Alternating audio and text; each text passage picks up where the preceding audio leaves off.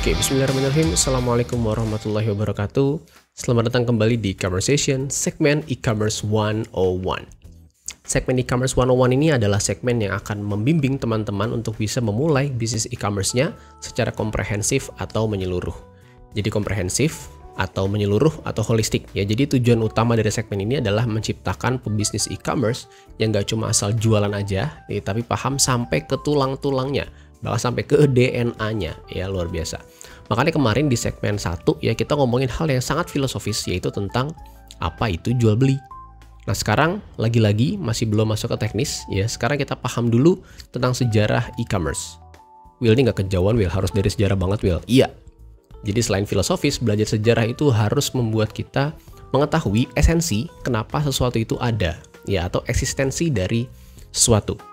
Karena kalau nggak tahu sejarahnya gimana, filosofinya gimana, akhirnya akan terjadi misuse ya, atau ketidaksesuaian penggunaan. Misalnya, contoh smartphone lah atau internet. Anak kelahiran tahun 2000-an ya mungkin nggak tahu tuh sejarahnya internet ya kan. Dia nggak tahu kalau ada device yang namanya modem USB yang harus dicolok dulu tuh ke laptop atau ke PC supaya bisa dapat internet ya. Menurut mereka internet ya kayak listrik aja, udah tinggal colok, tinggal pakai gitu ya. WiFi ada, tinggal connect gitu. Akhirnya pada saat ada problem, mereka nggak tahu bagaimana mekanisme tracingnya. Kenapa buka YouTube lama, kenapa buffering, kenapa internetnya slow, dan sebagainya. Itu contoh kecil aja, pentingnya belajar sejarah dari satu hal. Jadi kita tahu asalnya seperti apa, tujuan alat ini diciptakan untuk apa saja inovasi yang sudah dilakukan, apa problem yang diselesaikan, dan sebagainya. Oke, kepanjangan kayaknya pembukaannya ya. Sekarang kita fokus aja ke sejarah e-commerce. Dalam bahasa Inggris, asal kata e-commerce itu adalah E untuk elektronik atau E untuk elektronik, dan commerce itu untuk berdagang atau berniaga. Makanya kalau diterjemahkan menjadi bahasa Indonesia, e-commerce adalah e-niaga atau e-dagang ya, atau perdagangan elektronik. Nah dasarnya itu berdagang atau berniaga, hanya prosesnya terjadi secara elektronik. Maksudnya bagaimana terjadi secara elektronik? Jadi semua proses dari mulai produk atau layanan itu dijajakan ke customer sampai transaksi itu terjadi di dalam sebuah wadah elektronik. Ada wadah ya atau platform, ada juga medium. Wadah atau media untuk saling bertukar file secara elektronik. Nanti kita mulai dari sini sejarahnya ya. Jadi sejarah itu dimulai saat ada yang namanya Electronic Data Interchange atau EDI. Hal ini dimulai sejak pertama kali ditemukannya Electronic Data Interchange atau EDI atau EDI yang memungkinkan perusahaan bisa bertukar file secara elektronik yang kelak akan menggantikan fax atau bertukar dokumen secara hard file. Itu sekitar tahun 1960-an. Ya. Kemudian muncul tokoh yang namanya Michael Aldrich. Nah, setelah bisa bertukar file, ada orang yang namanya Michael Aldrich yang membuat inovasi menarik. Dia melakukan inovasi yang membuat TV itu bisa jadi komputer. Ya, lebih dari itu, bisa bertransaksi langsung karena terhubung dengan jaringan telepon. Nah, ini yang perlu di-highlight. Ada device ya yang bisa menampilkan produk secara elektronik melalui sambungan telepon. Jadi jangan dibayangin kayak toko online sekarang ya, ada website yang bisa diklik, ada foto produk, review, dan sebagainya. Aldrich membuat konsep yang namanya video text. Jadi itu TV bisa jadi komputer ya dalam tanda kutip yang tersambung melalui jaringan telepon yang bisa menampilkan menu untuk dipilih oleh si calon pembeli.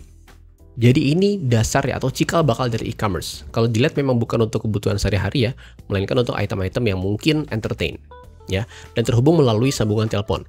Ini mirip ya, sampai hari ini juga kita masih terhubung melalui sambungan telepon untuk internet ya. Singkat cerita, konsep ini ternyata banyak sekali digemari sampai akhirnya ada produk yang namanya Minitel.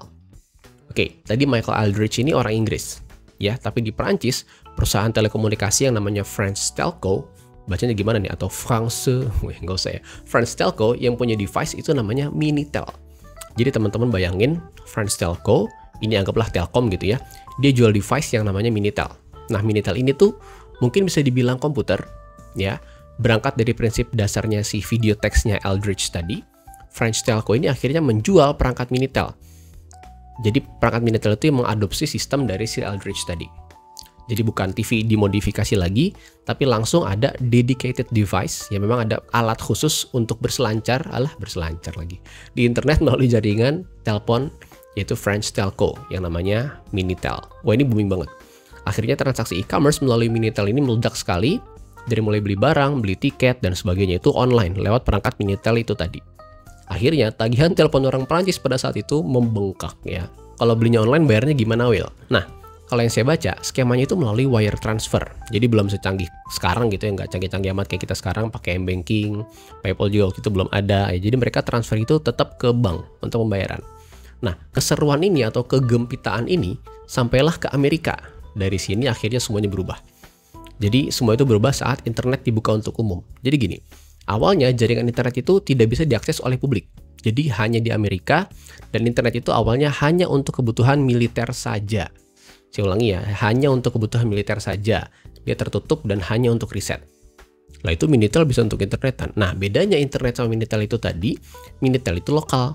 Jadi kalau kita di luar Prancis dan nggak terhubung dengan French Telco, ya nggak bisa dipakai itu Minitel. Ya, sedangkan internet, selagi terhubung ke kabel internet melalui jaringan telepon TCP ya atau IP, itu bisa diakses. Jadi lebih global. Nah, sejak internet dibuka untuk umum, e-commerce ini makin masif lagi. Jadi order sesuatu udah nggak lewat telepon lagi, semua bisa buat website dan semua orang bisa order lewat internet. Dan tahu fakta menarik?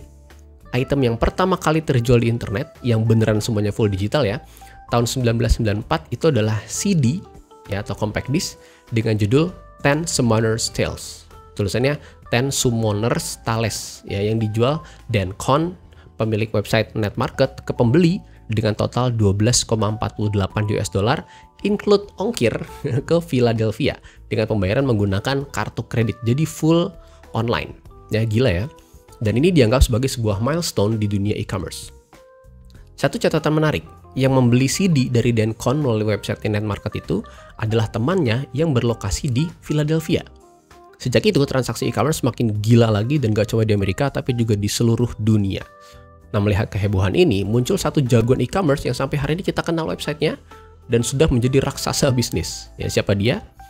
Jadi setelah Minitel dan sebagian orang sudah akrab dengan transaksi e-commerce, ada satu entity bisnis di tahun 1995 yang kelak akan menjadi raksasa di tahun-tahun berikutnya. Bahkan nama foundernya masih sering kita dengar sampai hari ini, yaitu siapa lagi kalau bukan Jeffrey Bezos ya, atau Jeff Bezos dengan Amazon ya, dengan Amazonnya. Kalau dirunutin, emang Amazon ini ada di gelombang pertama internet atau lebih spesifiknya di gelombang pertama e-commerce. Awalnya Amazon ini menjual buku secara online ya, kemudian dia punya warehouse-nya semakin besar, akhirnya dia mulai jualan grocery. Sampai hari ini dia mendapat julukan World Everything Store ya, karena apa aja mungkin bisa kita temukan di Amazon. Sebenarnya apa sih yang membuat Amazon itu begitu fenomenal gitu ya, sampai banyak banget yang meng-highlight. Jadi Amazon ini kayak titik balik dari e-commerce. Setelah kemunculan Amazon, e-commerce itu sama sekali berbeda dengan e-commerce sebelum Amazon. Jadi ada istilahnya pre-Amazon dan post-Amazon commerce. Saya ulangi ya, jadi ada istilah pre-Amazon dan post-Amazon e-commerce. Amazon ini berfokus pada kemudahan pelanggan. Jadi ada beberapa hal revolusioner yang dilakukan oleh Amazon. Misalnya, yang pertama yaitu one click checkout. Jadi data alamat, pembayaran, dan segala macamnya itu tersimpan di website. Jadi orang tinggal klik checkout buat konfirmasi pembelian. Nah, yang kedua ada customer review. Nah, ini yang menarik. Jadi kalau teman-teman saat ini melihat di Tokopedia, di Shopee atau dimanapun, kita butuh lihat review pelanggan. Jadi kita bisa lihat fotonya, bagaimana dia berinteraksi dengan produknya, bagaimana pengalaman berbelanjanya, itu pasti kan di-share di review. Nah, itu pertama kali dilakukan oleh Amazon. Jadi untuk pertama kalinya ada skema memberikan review secara terbuka tentang produk yang dibeli sebelumnya. Yang ketiga yaitu tentang kecepatan pengiriman. Sampai hari ini, keniatan Amazon untuk berfokus pada kecepatan pengiriman itu udah nggak usah ditanya ya. Dia bahkan punya Amazon Prime yang bisa menjangkau seluruh Amerika. Ini klaim mereka dalam waktu kurang lebih 12 jam, luar biasa. Bahkan sampai saat ini, Amazon Delivery itu bisa jadi entitas pengiriman bisnis sendiri. Jadi bersaing dengan FedEx, UPS, dan sebagainya. Masih di Amazon, kalau online store itu rata-rata satu entitas bisnis membuka website untuk berjualan, Amazon ini membuka layanannya untuk pihak ketiga. Jadi untuk pertama kalinya ada skema online marketplace, yang mana pebisnis lain bisa jualan juga di Amazon dengan infrastruktur Amazon untuk dijual ke pelanggan. Nah, konsep ini tuh jadi gila banget dan lagi-lagi ini another milestone. Setelah itu baru muncul banyak konsep ya serupa seperti Alibaba, eBay, dan sebagainya. Hebat ya Jeff Bezos ya. Setelah Amazon ini, udah ya hampir semua dari kita kayaknya hampir mengenal atau hampir mengalami proses revolusinya. Kemudian ada PayPal ya. Jadi walaupun bukan e-commerce, PayPal ini sangat mempengaruhi bahkan merubah peta persaingan transaksi di e-commerce. Didirikan tahun 1998. Didirikan oleh beberapa orang, salah satu yang cukup terkenal yaitu Peter Thiel, ya, tulisannya Peter Thiel. Kemudian join dengan perusahaan startup bank digital yang dibaliknya juga ada orang yang mungkin kita kenal juga, yaitu Elon Musk. PayPal menjadi skema pembayaran favorit di eBay karena mudah, cepat, dan tentunya secure, lebih aman pada saat itu ya. Sampai akhirnya PayPal dibeli sama eBay dengan nilai 1,5 miliar US dollar atau sekitar 24.000 triliun rupiah dengan kurs saat ini. Saya ulangi ya, 1,5 miliar US dollar atau sekitar 24.000 triliun rupiah dengan kurs saat ini, luar biasa. Nah, ini PayPal ini akhirnya muncul banyak perusahaan digital ya, jadi awalnya dari PayPal. Jadi dia cikal bakal, mungkin kalau saat ini kita kenal OVO, ya GoPay dan segala macam. Jadi sejak keberadaan PayPal, e-commerce ini makin gila lagi. Industri e-commerce yang tadinya biasa aja menjadi industri bisnis dengan nilai triliunan dolar, luar biasa. Akhirnya banyak yang mulai membuat bank digital atau bank elektronik yang akhirnya diintegrasikan dengan e-commerce, sebagaimana PayPal yang akhirnya jadi metode pembayaran utama di eBay. Oke, sekarang kita masuk ke masa online marketplace. Amazon ini menjadi kiblat e-commerce sejak kemunculannya sampai hari ini. Ya, konsep pihak ketiga atau third party ini menginisiasi konsep online marketplace, di mana semua orang bisa jualan di Amazon dengan menggunakan ekosistem mereka. Hal ini tidak hanya booming di US, tapi juga di seluruh dunia. Akhirnya banyak e-commerce yang mengadopsi konsep serupa. Salah satu yang terkenal adalah Alibaba ya, oleh Jack Ma. Alibaba itu memfasilitasi bisnis untuk bisa online ke seluruh dunia. Jadi skemanya B2B, business to business. Kemudian dia melihat peluang B2C, ya business to customers, akhirnya muncul AliExpress. Kemudian muncul lagi ada D2C, direct to customer atau brand to customer, muncul Taobao, dan seterusnya. Di Indonesia juga sama. Jauh sebelum Tokopedia, kita pernah tahu yang namanya Toko Bagus ya, mungkin nggak semua orang tahu ya. Itu marketplace juga kalau nggak salah, yang sekarang berubah menjadi OLX.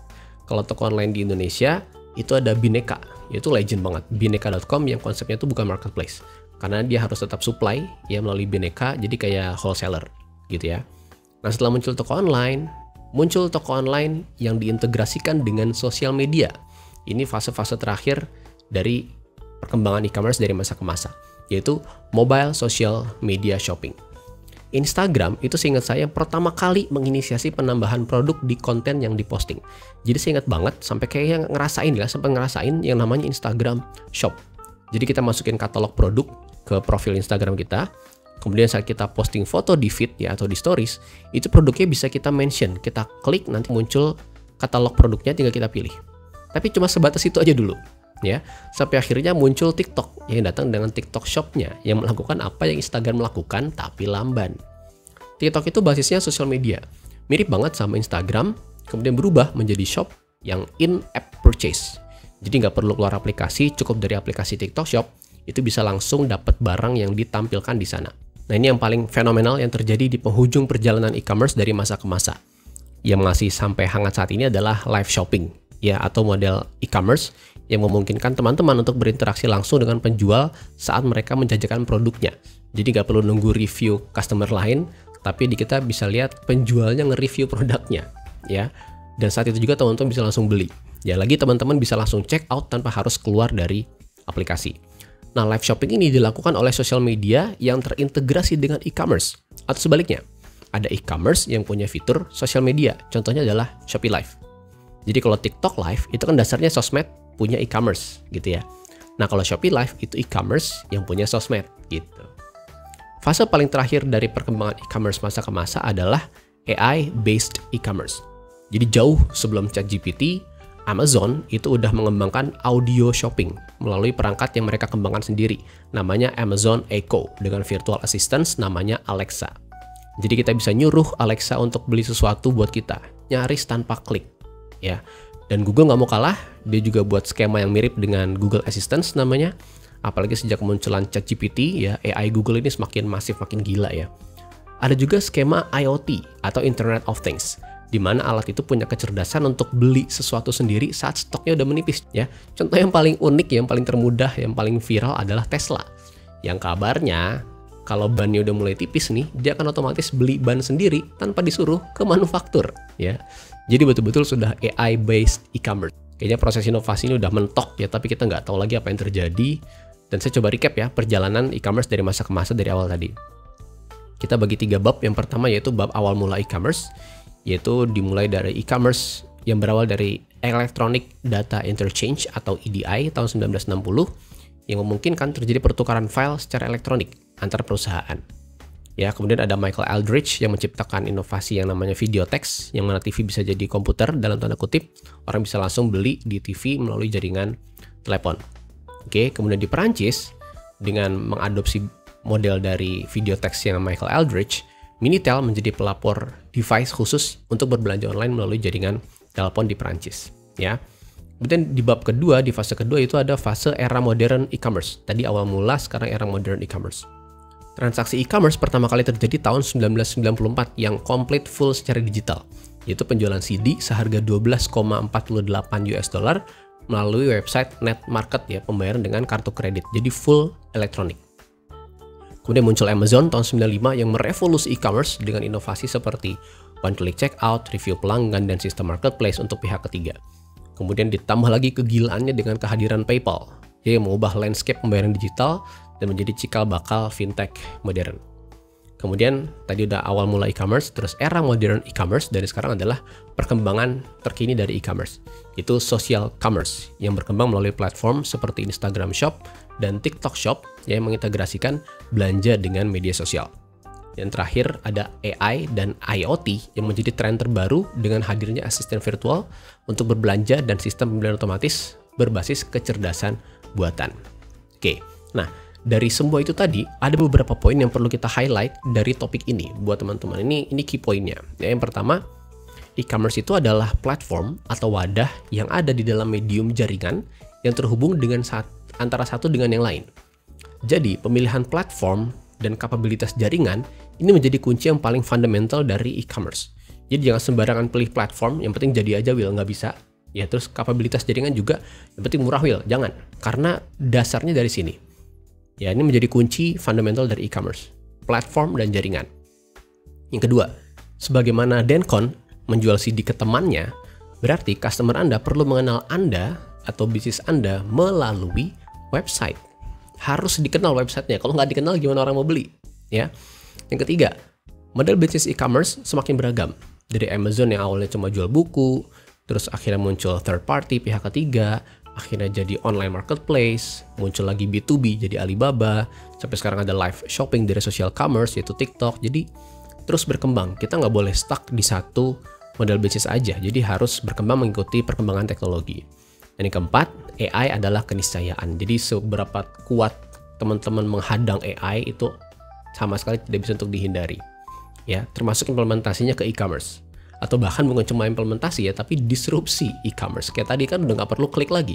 Jadi kita nggak perlu iklan, nggak perlu ada tombol checkout dan segala macam. Ya, itu akan sangat merevolusi atau bahkan mendisrupsi e-commerce itu sendiri. Oke, kesimpulannya. Jadi, dengan mengetahui perjalanan e-commerce dari masa ke masa seperti ini, harapannya adalah teman-teman bisa punya gambaran tentang filosofi kenapa sih e-commerce itu ada dan bagaimana sih proses perkembangannya.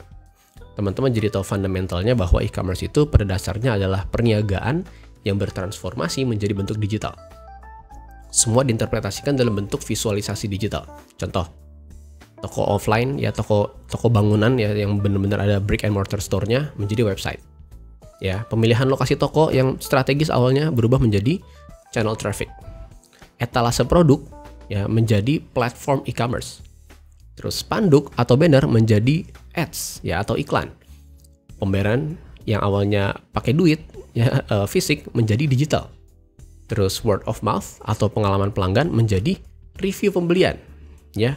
Dan fokus pada kemudahan pelanggan sebagaimana Amazon berfokus pada kecepatan checkout, kecepatan pengiriman, ketersampaian barang dan sebagainya.